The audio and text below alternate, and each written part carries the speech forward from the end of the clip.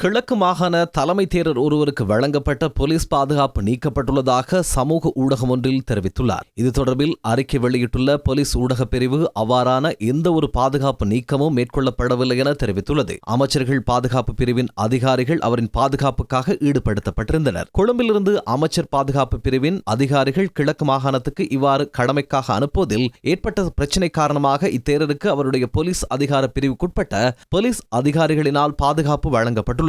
நிர்வாக வசதி காரணமாக இவ்வேலை திட்டம் முன்னெடுக்கப்படுவதாகவும் அவருடைய பாதுகாப்பு ஒருபோதும் நீக்கப்படவில்லை எனவும் போலீஸ் ஊடகப் பிரிவு தெரிவித்துள்ளது.